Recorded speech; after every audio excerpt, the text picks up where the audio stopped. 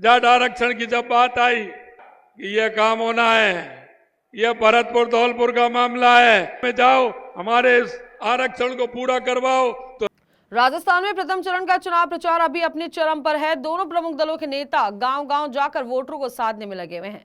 वहीं मुख्यमंत्री भजनलाल शर्मा का गृह जिला होने की वजह से भरतपुर सीट को हॉट सीट माना जा रहा है, लेकिन यहां अब बीजेपी की मुश्किलें लगातार बढ़ती दिख रही हैं।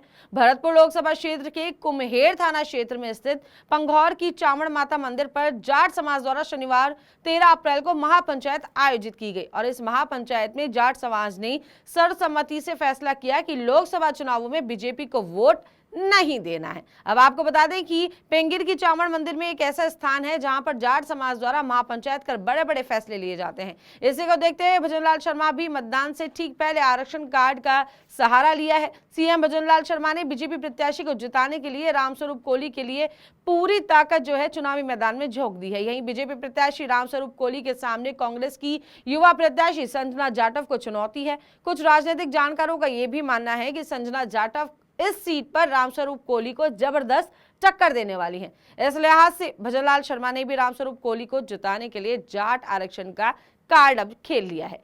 मैं भरतपुर के एक एक दर्द को जानता हूं, एक एक दुख को जानता हूं और मेरे मन में यह भी है कि मुझे क्या क्या करना है।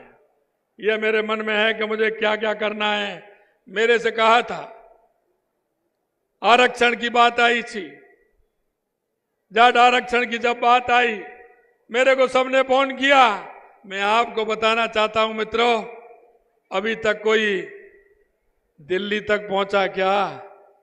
इस ओबीसी कमीशन के पास कोई पहुंचा क्या? मैं आपसे कहना चाहता हूं, जिस दिन मेरा कार्यक्रम तो यहां था कुम्हेर के अंदर यूनिवर्सिटी में कार्यक्रम था और मैंने शैलेश जी को उस दिन उन्होंने कहा कि मुझे कार्यक्रम में रहना है या ओबीसी वाली जाट ओबीसी की जो मीटिंग थी उसमें जाना है। मैंने कहा शैलेश जी यहां मैं हूं, आप उस मीटिंग में जाइए, दिल्ली जाइए। और मैंने उनको दिल्ली भेजा। मेरे पास सब लोगों के फोन आए, कई लोगों ने मेरे से बात कही। मैंने कहा मैं इसको जानता हूं, अच्छी तरह से जानता हूं। महाराज साहब का भी विश्वेंद्र सिंह जी का फोन आया। मैंने कहा चिंता मत करिए, डॉक्टर शैलेश जी को मैं कमीशन में भेज रहा हूं। मैंने मेरे 3 मंत्रियों की कमेटी बनाई है, शैलेश सिंह जी को भी उस कमेटी में नियुक्त किया है। यह कमेटी पूरी रिपोर्ट देगी और मैं आपको विश्वास दिलाना चाहता हूं, उस दिन भी मैंने यही कहा था कि वहां तक पहुंचे हैं, आगे भी पहुंचेंगे, किसी भी कीमत पर हम उसमें जाकर के कमीशन आयोग में अपनी मजबूती से बात रखेंगे। जो हमको फायदा मिलेगा वो मिल करके रहेगा, यह मैं आपको विश्वास दिलाना चाहता हूं। अब लोग राजनीति कर रहे हैं। मैंने कहा भाई राजनीति आप कर रहे हो तो हमने तो पहले ही कमेटी गठित कर दी 3 आदमियों की और वो कमेटी ने रिपोर्ट भी वहां जाके दे दी। राज्य सरकार ने रिपोर्ट भी वो मंगाई, वो रिपोर्ट भी पॉजिटिव मंगा के हमने ओबीसी कमीशन को दे दी। ओबीसी कमीशन में वीरेंद्र सिंह जी हैं, उन्होंने कहा भाई साहब मैं तो आया हूं, मैं तो 8 दिन बाद आऊंगा। मैंने कहा नहीं, हमारे मंत्री जी आएंगे, आप बीच में आकर के एक आ जाइए और भले उसी दिन चले जाइए। हमारी कमेटी आ रही है, आपको सुनिए। उनको वहां से दिल्ली बुलाया, हमारी कमेटी को हमने दिल्ली भेजा, सारी बातें हो गई, आगे बात हो गई पूरी और पूरी तरह से कमेटी ने जो गई है उसको उन्होंने आश्वस्त किया है।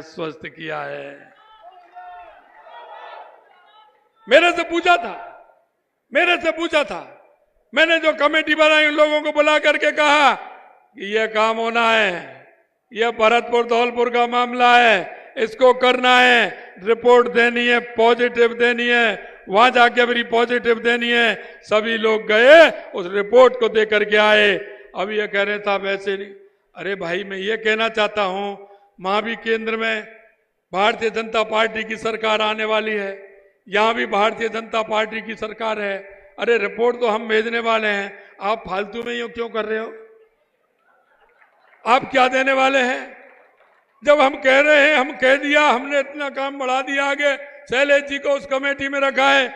महाराज साहब का फोन आया, उनसे भी कह दिया। उन्होंने कहा था सीएम साहब बहुत अच्छा किया आपने कि आप सभी को भेज दिया और कमेटी वहां पहुंच गई और शैलेश जी उस कमेटी में है, वो कमेटी जा रही है और काम कर रही है। अब आपके बीच में हमारे राम स्वरूप जी कोहली हैं, ये यहाँ से सांसद चुन के जाएंगे, इनको भी वहां पीछे लगाएंगे, ये भी वहां लगाएंगे कि डेली जाओ कमीशन में जाओ, हमारे आरक्षण को पूरा करवाओ, तो राम स्वरूप जी वहां करेंगे। मैं आपको विश्वास दिलाता हूं मित्रों।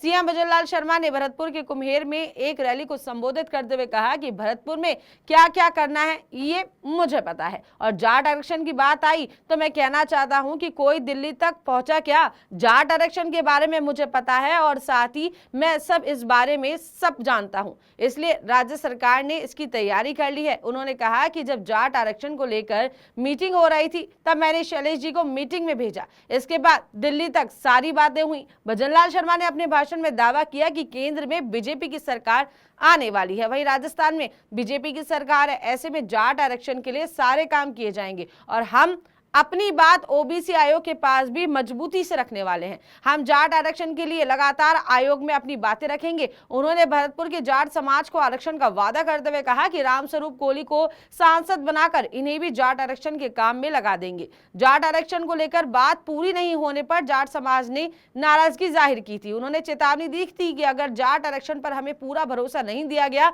तो हम बीजेपी को वोट नहीं देंगे। ऐसे में नाराज जाट समाज को मनाने के लिए अब सीएम भजनलाल ने खुद मोर्चा संभाला है और जाट आरक्षण देने का वादा जनता से किया है। हालांकि जाट आरक्षण को लेकर जो दावे किए जा रहे हैं उस पर सरकार की ओर से कोई कागज सामने नहीं आया है, लेकिन सीएम भजनलाल ने कहा है कि इसके लिए पूरी रिपोर्ट तैयार की जा रही है। अब देखने वाली बात यह है कि सीएम भजनलाल की बात पर जाट समाज कितना भरोसा करता है। वहीं जाट आरक्षण कार्ड से संजना जाटव के लिए मुश्किलें बड़ी खड़ी हो सकती है। फिलहाल के लिए इतना ही। देखते रहिए पंजाब केसरी राजस्थान, मेरे एनालिजा के साथ। नमस्कार।